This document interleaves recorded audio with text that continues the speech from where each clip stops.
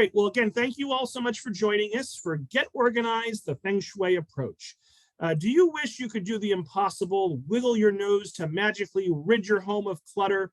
Since that is impossible, learning the meaning of clutter and why it causes a person to feel stuck and unmotivated.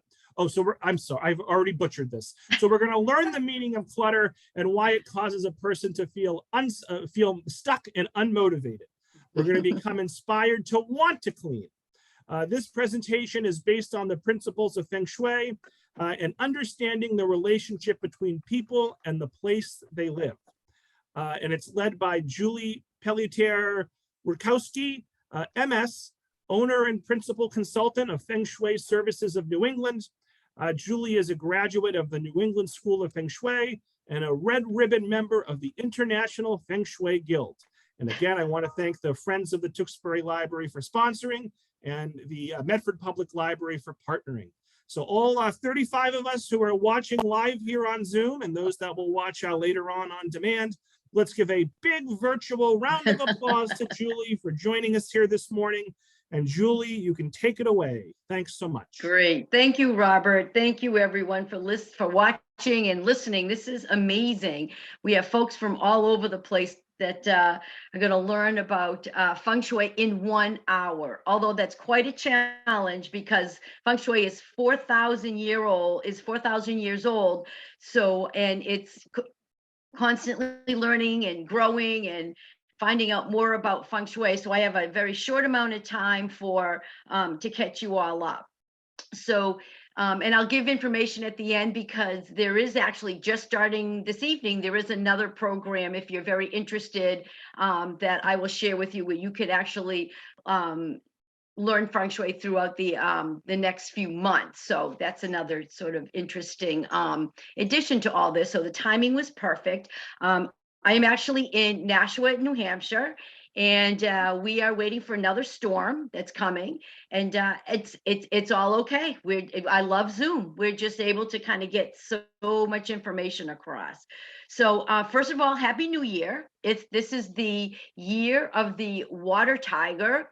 February 1st it started. So this really fits in perfectly with the Chinese lunar calendar because most of the Chinese folks spend not New Year's, but right after New Year's, which would be now, cleaning and organizing all of their homes. So we are right in there and making our way also. So I am looking along here. Hold on. Yep, there we go. So there's my disclaimer that you truly cannot wiggle your nose and your house will be clean. In fact, you have some work to do, understanding about your clutter information and really how to attack it. So that's really what we're going to do today. So cleaning the Feng Shui way. So for those of you who know absolutely nothing about Feng Shui, I'm going to give you the very brief overview. And it's pronounced Feng Shui, pretty easy. Many folks will call me asking for Feng Shui or what, are you a restaurant? No, we are not. Feng Shui is a completely different category, which you'll learn more about.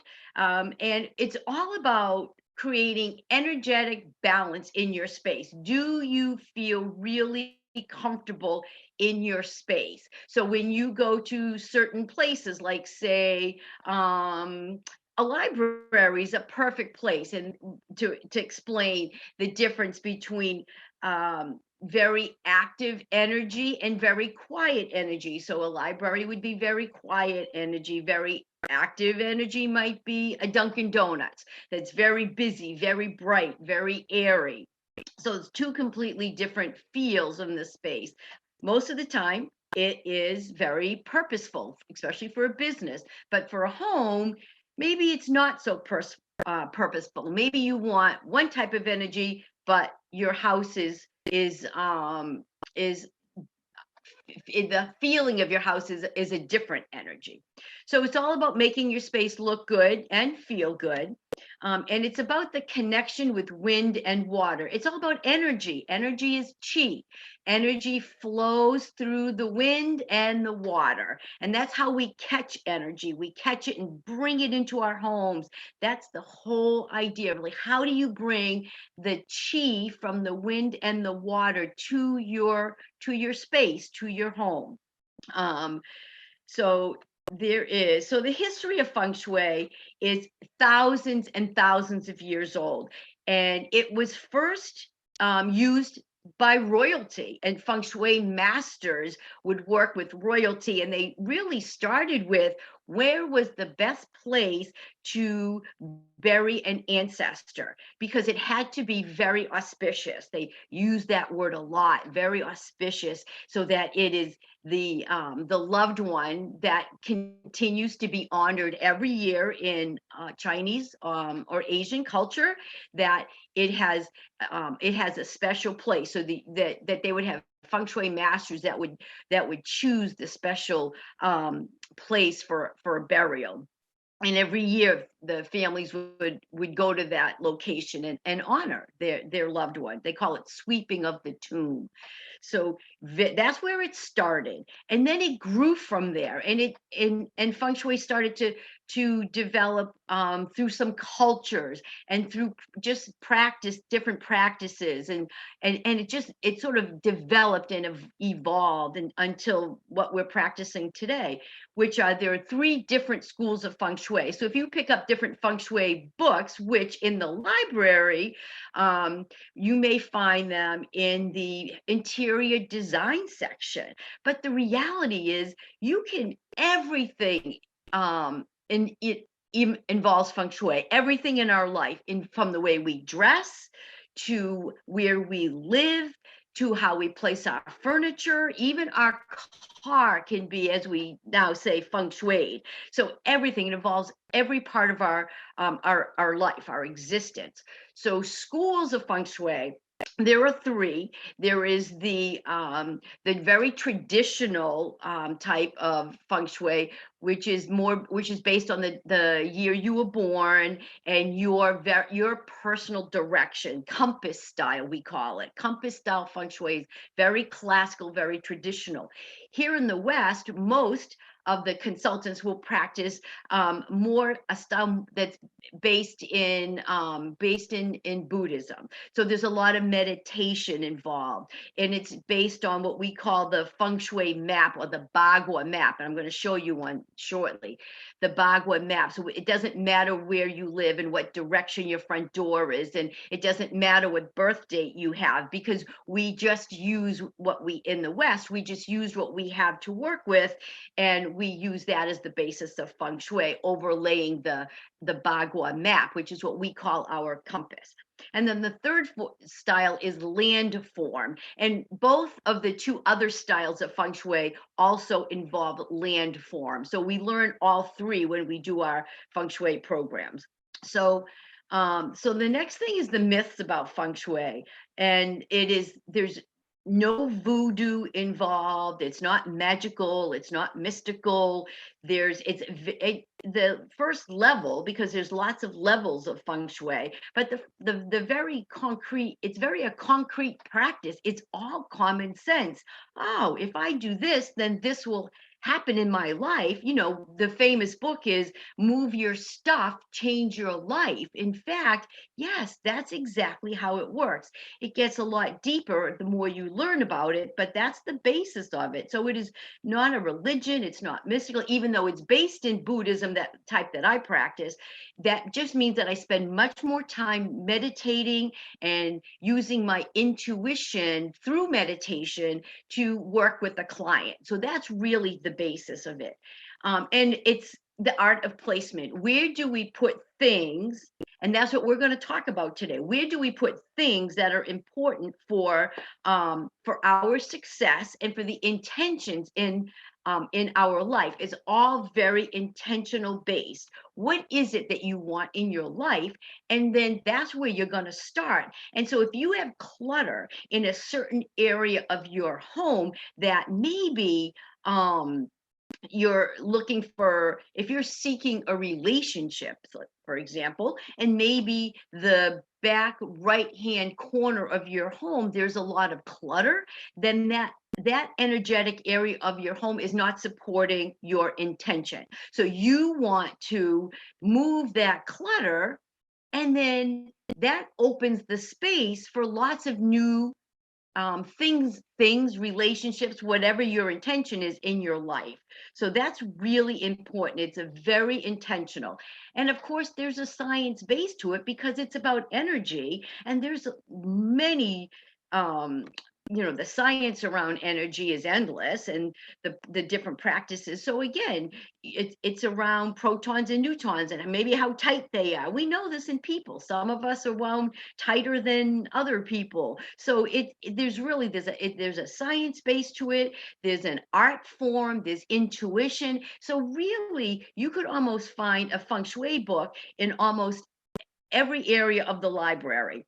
The book that I'm going to reference much, this presentation is referenced much, is actually Feng Shui for Dummies, which is a very, it's the perfect book. It has everything in there that if you have any questions about the presentation today, certainly you're going to be able to find it in there. And there's lots of books out there.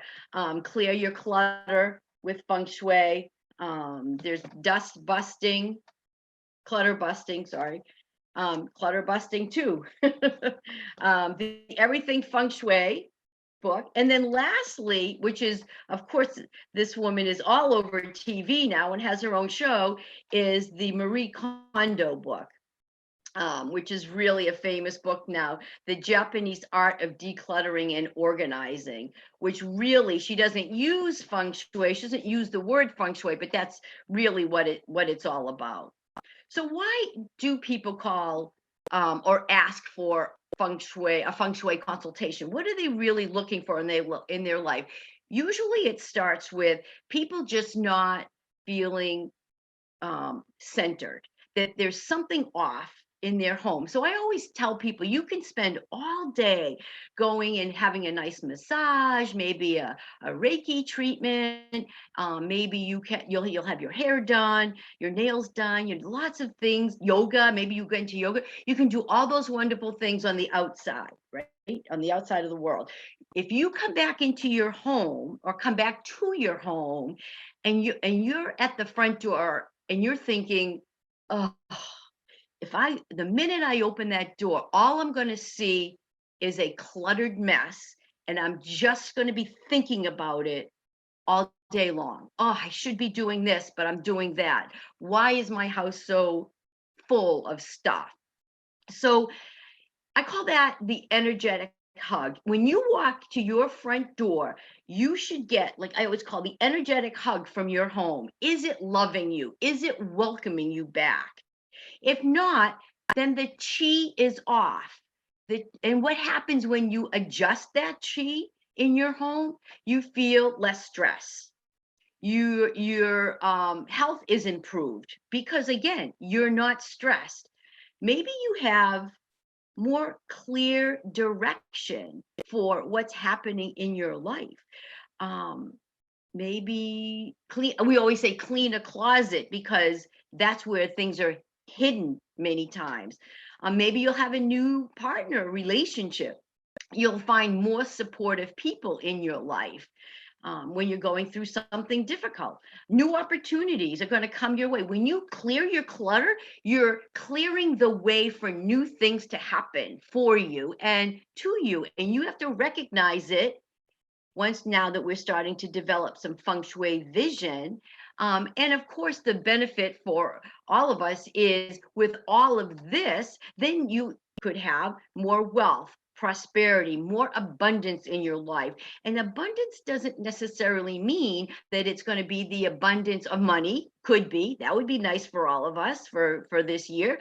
But sometimes it's the abundance of people in your life that are coming in. Maybe if you're going through a challenging time and you need people to come into your life to help you through that challenge, whether it be a medical thing, or maybe it's your mental health is kind of sagging and you need a boost up. Then you need lots of different, for me, one time, it was literally, I had a flat tire and this gentleman came over and just helped with that flat tire. It was like the most amazing thing. It was literally that helpful person in my life is what I needed.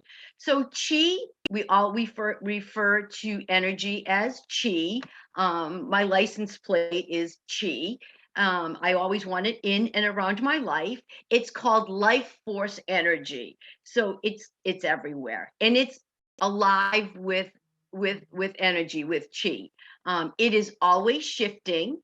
It is always changing. So as people say to me, oh, I had a feng shui consultant come to my house 10 years ago. Well, that was 10 years ago. And hopefully your life has changed by now, because we all work on intentions, and the intentionality might have changed for why you would want to move things in your home. Everything is connected by chi, regardless, everything, which is energy, which is us, which is our connection to the outside world, our connection to our home. This is one of the most important things I want to share. Feel free, and I forgot to say this at the beginning. If you want to take a photograph of the slides, are mine, but if you would like to take photographs of I can't, the file is too large for me to send to people, but feel free to take photographs of the slides if you want to kind of refer after the presentation. This is one of the most important concepts that I want you to appreciate. Chi enters through the mouth of chi, and the mouth of chi is, that's right, your front door. Only your front door, not the door you use, not the door from the garage into the kitchen, or the door that you have to, go all around. It is the front door. If you live in an apartment, then it's the front door to the door to your unit, to your apartment.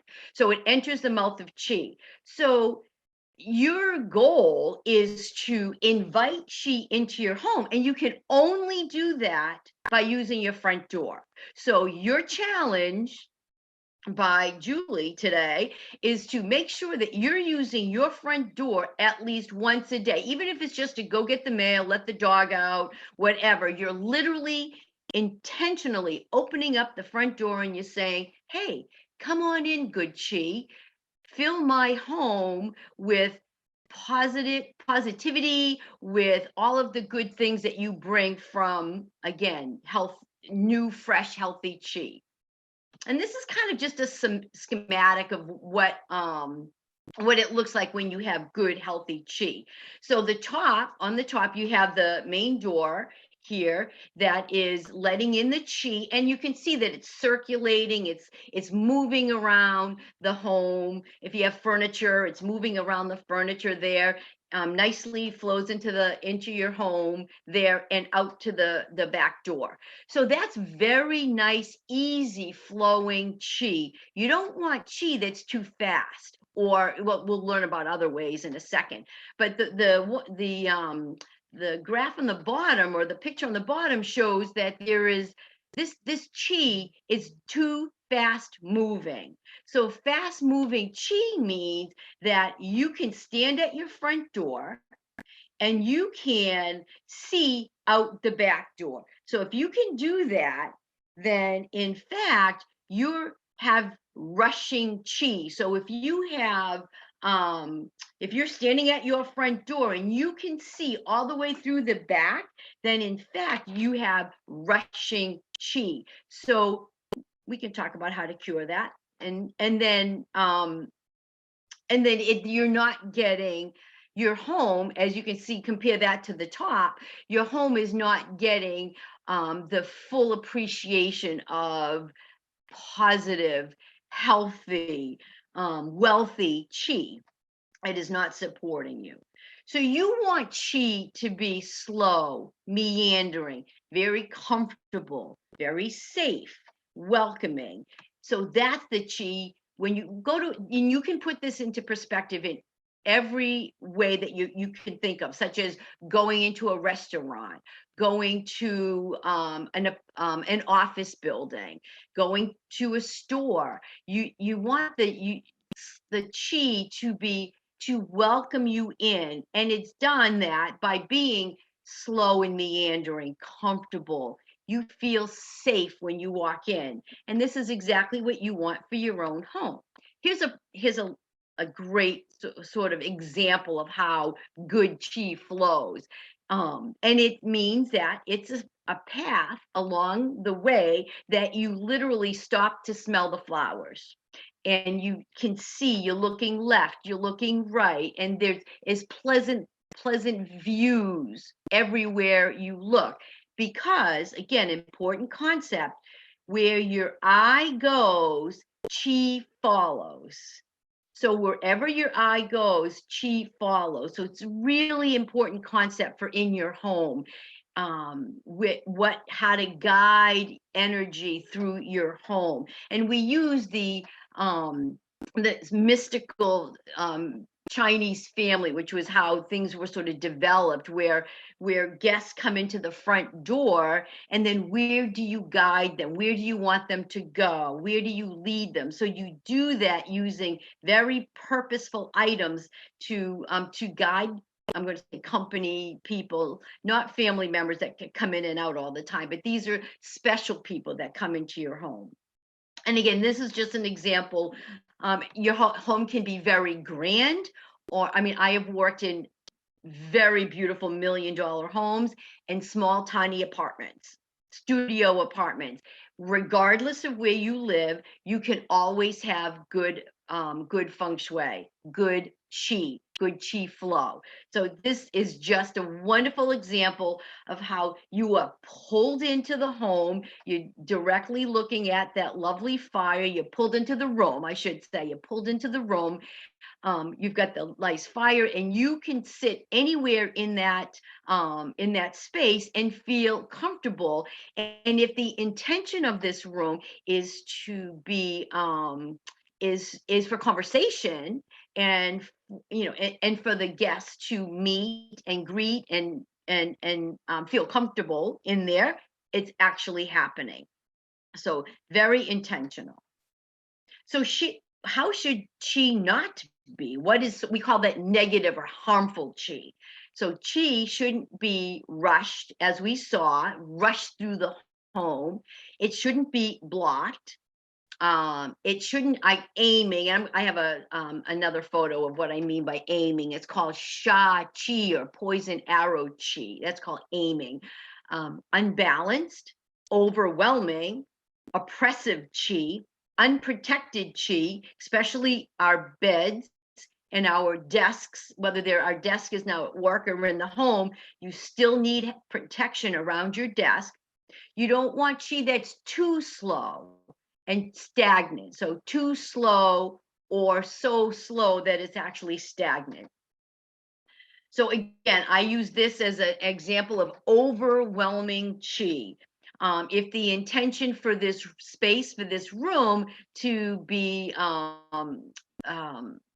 intimate, there's nothing intimate happening in this space. There's too much to look at. There's probably too much dust, because there's no possible way somebody could get in there and clean that on a regular basis. So there's probably some dust bunnies running around, and everything is unleveled. So there's high things, there's low things, there's things looming over you. Just does not give you a comfortable feeling like that other photograph of the room. Great example of getting to your front door. This is a girlfriend of mine who said that she'd moved to this home, and then and she knows a little bit about feng shui, and I said, we're gonna have a problem with your mouth of chi, because you can't really see where it is, which is actually hidden right there. And so I went back a few months later, and sure enough, the path was cleared. The bushes, and I think the rhododendrons, were all cut back. It was a beautiful path leading up to the front door. And if you're wondering why certain areas in your home maybe aren't used to sit, people don't sit in certain areas, or there's some areas are more comfortable than other areas. Well, one of the things that consultants look at is there poison arrow chi? So chi that's aiming, and in this particular photograph, this picture, is that the arrow, which is actually the corner of the wall, is pointing right at the feet of in the bed. So that's a little bit of a chi problem.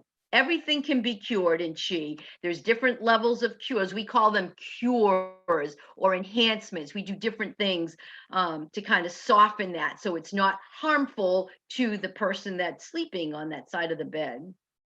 We call this oppressive chi.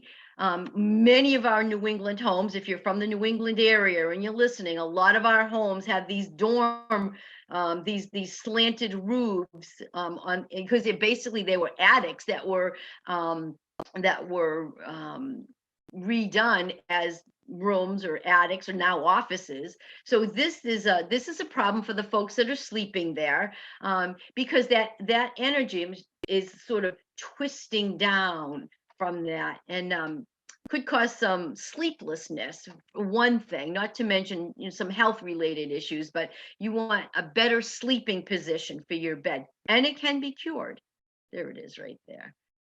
So there's 9 life areas, and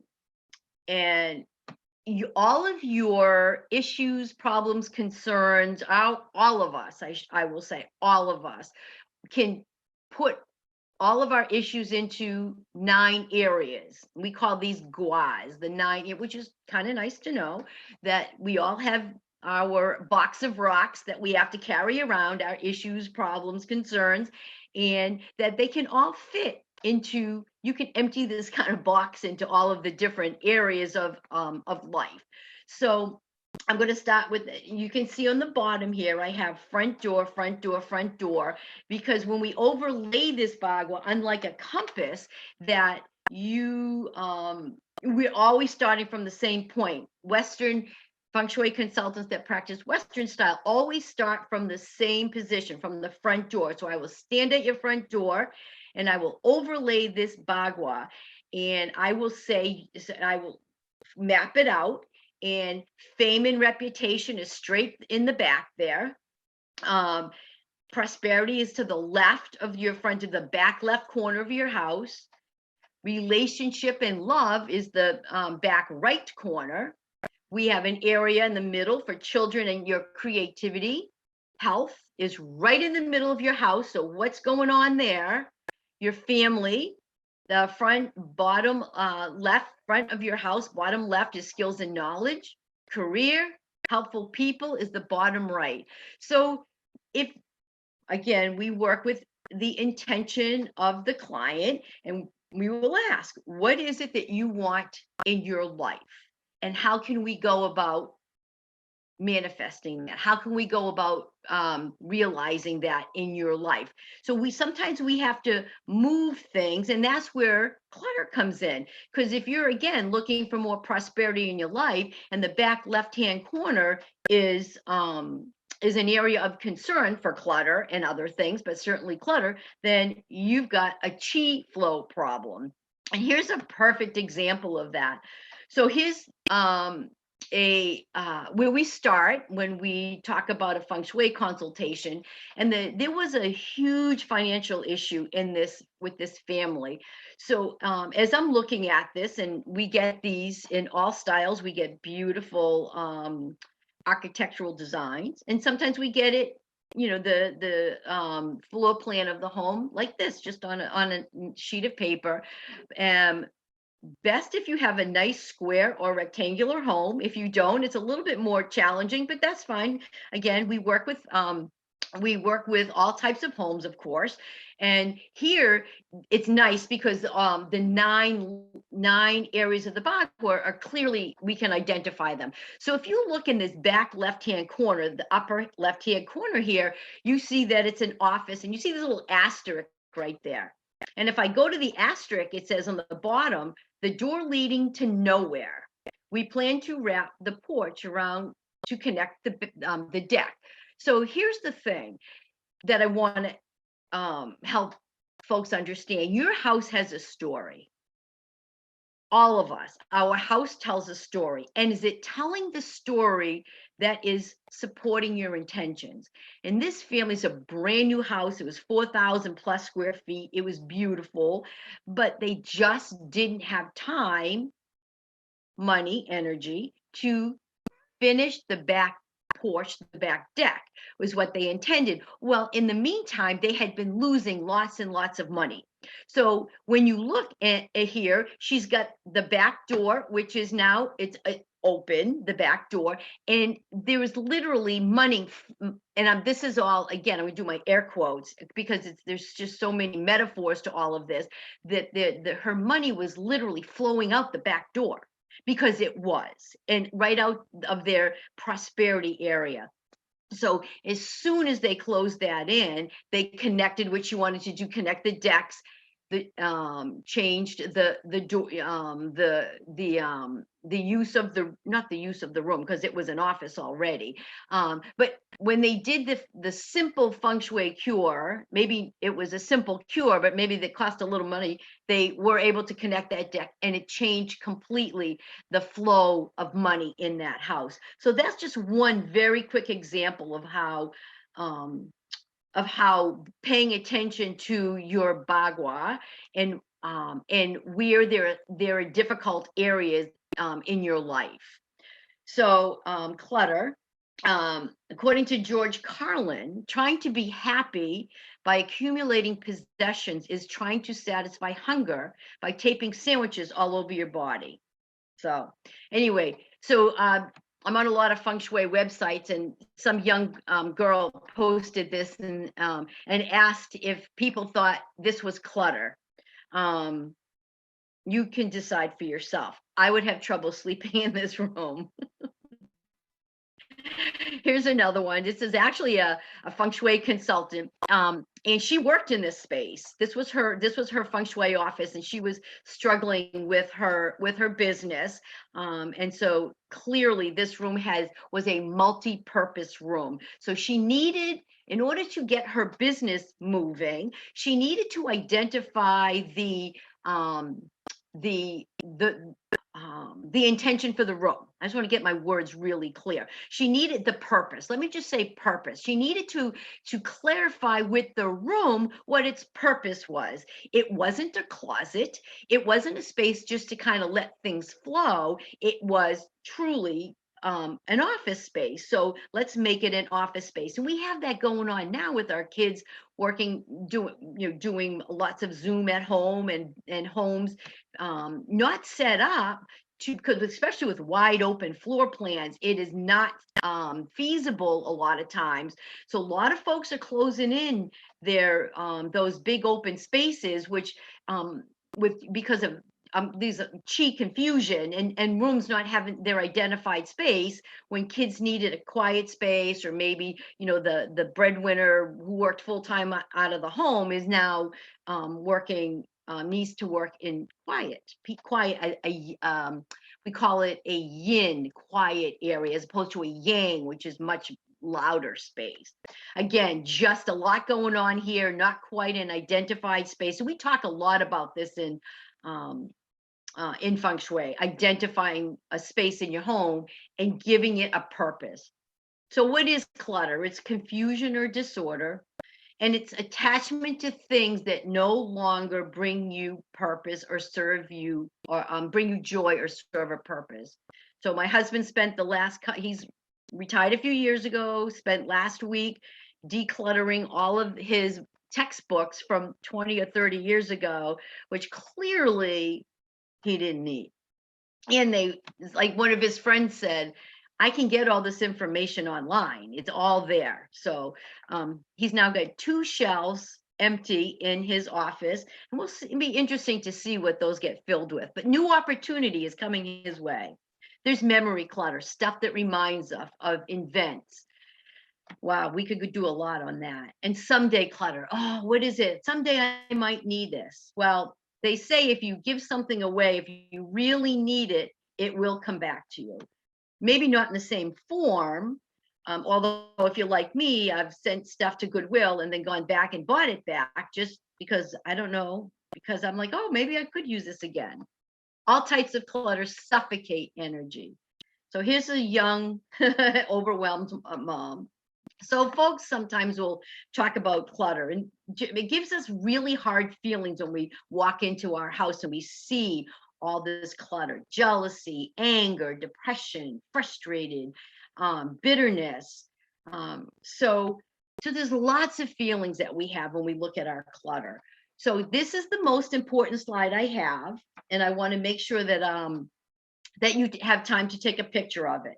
So when you do start your decluttering, you're gonna go, you're gonna start a couple of places. Right now, I'm gonna tell you, you're gonna start at your front door, because there are 3 pillars in Feng Shui where we start.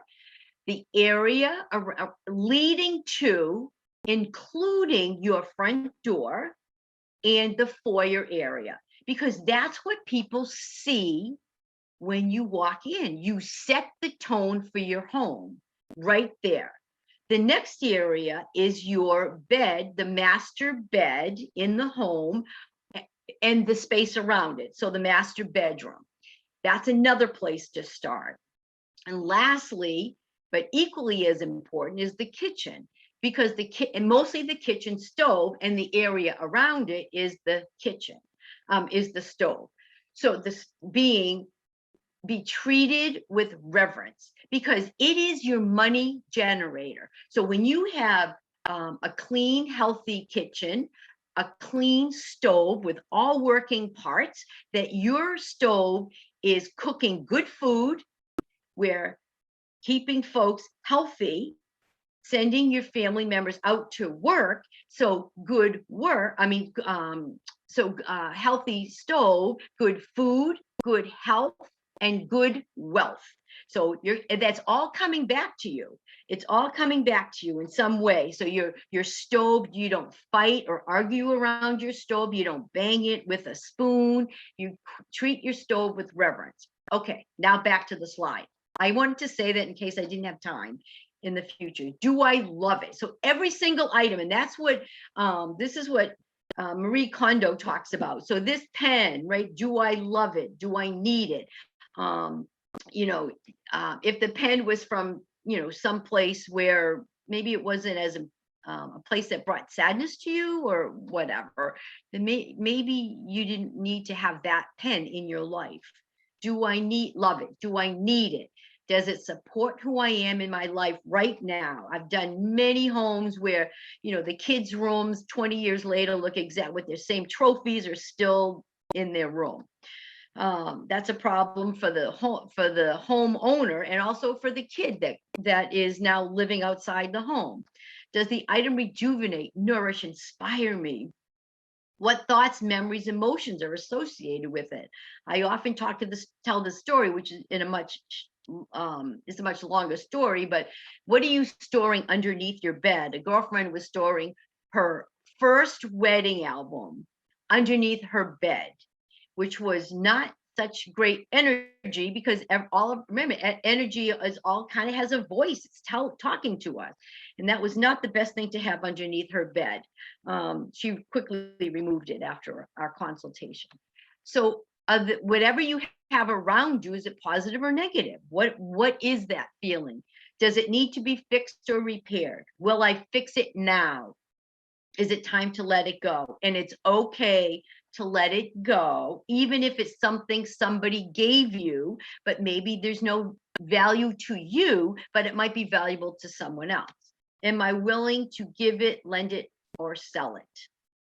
And here's a quick little, before I begin, let us say a prayer to grandmother and thanks for leaving us her Hummel figurines as they're skeet shooting. So my point there is, families do not, your kids don't want your stuff. Your millennial children do not want your stuff.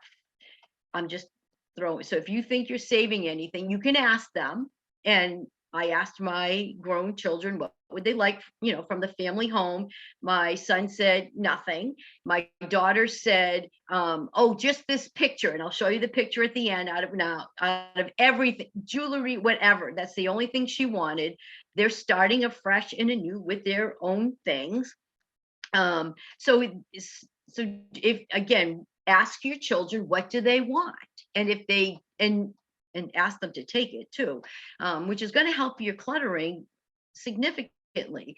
For Christmas, I got a couple of years back, I got plastic crates, containers. I put a big bow on it, empty. I put it under the Christmas tree. My children said, "What is this?" I said, "You're going to spend the rest of the week filling it with the stuff that you're taking back with you." And sure enough, they did. So again, we talked about the front door, the transition from inside to outside. Make sure that your front door closes and opens freely, that there's no clutter. Now, if you have shoes, many of us keep our shoes. I have a shoe-free home, so that there's a space specifically to put your shoes, especially if you're a guest. You put your shoes. In some cultures, they'll actually have slippers for you to put on. And the doors off the hallway, always keep them a little bit open to let the chi flow through. Now, your kitchen is the space to bring dreams. It's a gathering space. It is intimate space. So dining room is not intimate because that's more open, but your kitchen, where folks come into, that is very private space. Clear the cabinets under the sink. And I had chives from, I think, I don't know, I won't even tell you how, freeze-dried chives that now are gone, but it took a while. Purge and outdate anything that's not used, of course. Keep your countertops clear. That's a challenge, but keep them clear of clutter. Again, it's all about the free flow of energy. Hide your trash cans and knives. Why do you want to show the world your trash? And knives are sharp energy. So in the kitchen, especially, you can keep them. If you want to keep them on a block, that's fine on the counter, but best that they're actually underneath the cabinet.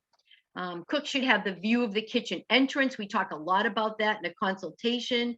I'm looking at the time here. We're doing all right. Repair any and all broken stove parts. Use all your burners. It's your money generator. So use all your burners, the front, the back. If you have 5 burners, you have extra dose of prosperity luck. And we talk about using mirrors to double the effect. And like I said, good food, good health, good wealth. Keep colors. So a lot of people ask me about the color of the kitchen. So there are very specific colors that we can use because all energy color, there is energy in a color. The thing about a kitchen is to keep the energy in the kitchen very pure. So that means keep it a white or a very light color because you want the emphasis to be on the food that you've just spent 1 or 2 hours cooking, or 20 minutes, it doesn't matter. You want the food to be the presentation. You don't want people to say, "Oh, I love the color you chose for your kitchen." That should never be words you hear. You always want to hear, "Oh my goodness, your food looks so delicious. It smells wonderful." The dining room is a multi-purpose room. It can be a multi-purpose room. It is for a lot of people now. Give it its job. If you need to change it, then change the room to what you need it to be. A study room, craft room, an office. Give it its job. It's okay not to carry 5 sets of dishes and linen, especially folks are collecting it from past loved ones. Permission to give it to somebody else, because it's not, especially if it's somebody that you had a hard relationship with, we call that predecessor chi. You don't want to hold on to predecessor chi that wasn't loving chi. Use fresh flowers, not dried, only because of energy. This is just an example of a very confusing room. This particular kitchen, I could go on forever on. However, the thing I want to impress is 3 of anything is perfect in a space. 3 plants is fine. Except for animals, that's up for debate. But anyway, there's a lot going on here feng shui wise, but it's the clutter of the plants, which somebody might think, oh, those look lovely, but they're not. It's clutter. People can't sit quietly and have an intimate discussion in that room. Living room is really tough. The living room is where you show the world who you are. That is what we call the front of the house usually, and it's very open space. And I mean open to the universe, not, I don't mean like as in an open floor plan, open to the universe. Just start decluttering with your bookshelves, like what we did, coffee tables, your movies, collections. Again, ask your kids, do you want my collection of Hummels or whatever it is you might have? This, again, I want to go back here. Artwork. Your artwork should reflect, should be positive. It should reflect who you are right now, today. Places you and things, those are all fine, and they all have a place in your home.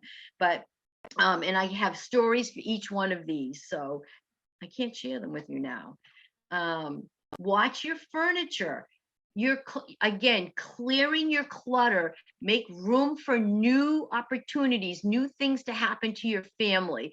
But you need to also ground your space. Look at your living room. Is there bashing, biting, poking furniture? You want your furniture to be comfortable, not too comfortable that people linger for a long time, unless that's what you want, but comfortable enough. Rugs to ground your furniture, seats that face the, and this is sometimes a little tricky. We use mirrors here to reflect and make seats more comfortable for everybody. Too many fancy pillows. That's what all your designers want, you know, pillows everywhere, but they just take up space for your company. Chatty possessions, all those World War II books are, they have something to say, and they're saying that in that room. TVs are funny.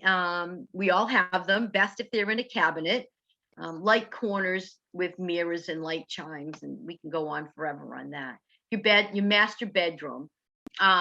It's got one purpose: sleep, rest, intimacy, nothing else. You're not working in there, you're not exercising, paying your bills, watching TV, arguing, whatever it is. That space, like your stove, your master bed is sacred. So you, all of that, you clear the floor, the space underneath the bed. If you have to keep something, if you live in a small space, keep it underneath the, keeping it like in a plastic container. That's fine. Jewelry carries a lot of energy. If it's jewelry from past relationships, maybe you want to get rid of it. Furniture that's too big for a space or maybe too small. These are all in your bedroom. Nothing in the bedroom. Pictures, photographs of your kids do not belong there. Only energy that reflects you and your partner, or you and the partner you wish to have, if in fact that's one of your intentions. And we talked about no mirrors in the bedroom. Limit your books, hide your TV if you can. No water element. It cools the passion. You want passion in there. You want red in your bedroom. And then we talk about equal nightstands. Clear off your nightstands. Clear off the top of the bureaus. Watch how much electromagnetic energy is in your room. No grandchildren pictures. No friends. Only photographs of you and your partner. Again, that was not a very good photograph. Quickly, I'm going to say your basement is your foundation. Your attic is your potential. So keep them clear of clutter. You can put things in them. Make sure it's all organized. If I had a basement, when I had a basement, I would have had some wind chimes down there. Again, keep the energy flowing. The attic potential also keep something up there that is maybe again moving energy. I have rooms where I have disco balls that just keep flowing around because they're rooms I don't use as often. All right. Clean your space, make your foundation, and make room for new potential. So, and here's your intention. I intend to work every day to clean and declutter my home and my life, to clear the way for new opportunities that will come my way. And whatever prayer you want to say, Om Mani Padme Om, just put it on your refrigerator. Energy suffocates. First declutter, organize, clean, and then feng shui. Decluttering, it's a lifelong process. It never ends. Told you where to start. Set your intention. If you move 27 things in 9 days, you will start to see energy shift. Hold on. I just want one last thing I want to share with you is this is the photograph that my daughter took, which is hilarious. We all have spoons on our nose. There is an organization called the National Association of Professional Organizers, and they do absolutely everything and anything with organizing.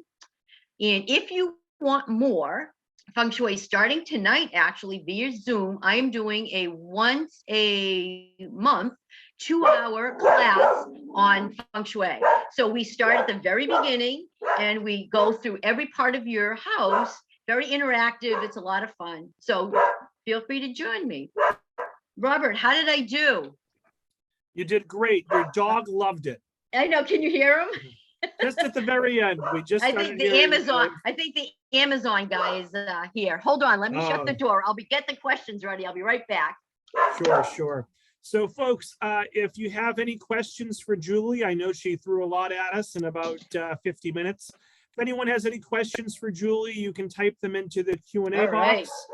And let Julie know if you enjoyed the program or not in the chat. And we'll take 5 to 10 minutes of questions and comments. So if you've got anything, now's the time. There's about 40 of us on the line. Somebody must have something to say. I know. I hope you took some pictures. Pat wants to know, how can this be viewed again? So Pat, I will send the recording to everyone who registered later today.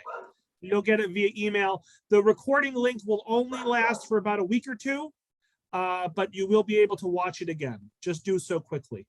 Teresa says, lots to consider. Thank you.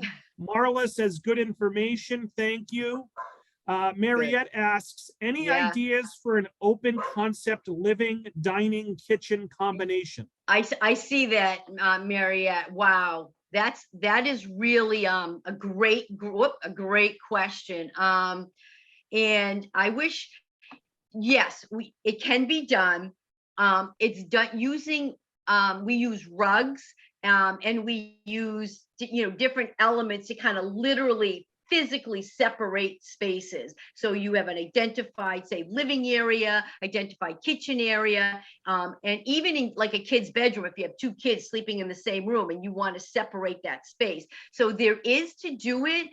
It's just a little bit not tricky, but you just have to realize what you're doing. And to start with, use rugs, ground each room, each space, I'm sorry, not each space there under a rug. And that will begin the feeling that the spaces are separated, because that's what you want to do. Open concepts were great when we weren't living the way we're living now, and now they're a little bit more challenging. Folks are actually closing in their spaces, but you can do that using other feng shui methods. Elsa, or maybe Alyssa asks, what do you do if from the front door you can see your back door? Right. So you want to do there, it's Alyssa, is that you want to put some, well, let's do the easiest thing. On which you have in the back, if it's a back door, what I want you to put there is, well, you can draw a curtain, but I want you to put like some type of a sun catcher or something interesting to stop your eye from going out. So put something there, preferably something red. That would be nice. Red's the color of protection, the color of lots of things for red, but we're using it as a stop. So you need something to stop your eye from there. I'm going to answer Sandra too, says, I view my clutter and I get paralyzed. Sandra, welcome to the world of clutter. Because here's what I do, and this is what I do with my kids, and I do this very intentionally. Number 9 is the highest number considered, because after 9 is basically in Feng Shui, it's a 1. So number 9. So I use the power of 9, and I will sit in my pile of stuff that's collecting. I will just take care of 9 things. That's it, just 9. I'm not asking myself to do any more than 9. Sometimes I will go and, I'll spend a little, or 9 minutes. Pick 9 and do something for 9 minutes. Pick up 9 things. Throw away 9 things, your choice. But you can do it, and slowly you will start to see things settle down a little bit, your clutter. What about thoughts and memories from people who have passed? Yes, very tough one. A lot of times we ask, depends on who it is, but it wasn't, if you have things of theirs, it wasn't meant for you to hold on to them forever. The memory is always with you. It's okay to let that item, take a picture of it if you want. It's okay to let that item go. Tell them energetically, I am releasing this, whatever it is, and somebody else is going to benefit from the good energy that you brought with, say it's a dining, some plates and dishes that they served a wonderful meal. Somebody else will enjoy a meal on these beautiful dishes. So again, you almost have to like talk to that person who passed and, tell them what you're doing. They do talk to us. And then we have one last question from Judy. It's a very specific question. Being able to see outside through a window opposite the front door, does that have the same detrimental effect as a back door? Yes. Yeah. Good question, Judy. Very good. So the same principle. Exactly. So do the same thing. You put something there that will stop the energy. So in my house, I used soft like a cafe curtain, and I have it halfway so that it just softens and stops the energy from, I'm going to use the word, leaking out the back door. I want to hold all that good energy that comes in from the front door. You're using your front door now, at least once a day. Remember that, the important concept. A couple more questions. Teresa says, how do you get others in the house on board? What if they don't buy into this whole Now, I would be a gazillion if I could get partners to help with this. When you start, they see what you're doing and they will start. You don't even have to make a big deal about it. You don't have to say, oh my God, I'm doing this. They just see you working at it, and they will catch the chi. Michelle says, how do we get access to tonight's class? And again, I think you just go to www.circleofwisdom.com. The website is on the screen. Patricia says, this was wonderful. I am glad you'll be letting us watch again. Cheryl says, thank you. Lots of great information. Looking forward to viewing again. Gail says, thank you. Peggy says, thanks. Great presentation. Clear, interesting. Really enjoyed it. Pat says, any suggestions for colors for bathrooms? Great, a good question. So what we use for that is, it depends on the bagua where it is. So if it's in a certain area of say it's in your fame and reputation area, this is where Feng Shui gets a little bit chewy or complicated, so that if you have fame and reputation, there's a bathroom there. That's a fire area. Fire and water don't mix. So you do want to use a very specific paint color there. So to protect your fame and reputation, how the outside world sees you. So it all depends on where that bathroom is. So I can't give you one specific color, but just think spa-like. Your bathroom now, we used to have outhouses, think spa. What would you see and feel at a spa? So that's, I think, the best way. Don't overthink it, for sure. It's an area for purity, for clarity, for washing off whatever it was that we came in with, our I'm going to use the word unclean self. Purify. So keep that color in the room very, very, I'm going to say pure again, And so white is fine, but you could go with other more, pastel-y colors. So it all depends. All right, Kathy says, excellent presentation. Mariette says, thank you, very interesting. Yvette says, thanks for your time, enjoyed it a lot. I do want to acknowledge Judy has a question, but I think Yeah. we're running over, so I think we'll the wrap answer it is there. yes. The Okay. answer is yes to Judy. I see it. All right, there you go. Oh, and that's an alarm on my end, so I better get going. So Julie, thank you so much for the Great. wonderful presentation. Look for an email from me later today with a link to a feedback survey and a link to this recording, everyone. Want to thank the Friends of the Tewksbury Library and the Medford Public Library for sponsoring and partnering with us. And I hope everyone enjoys the rest of their day. Thanks so much. Great. Thank you very much, everyone. Namaste. Namaste to you too.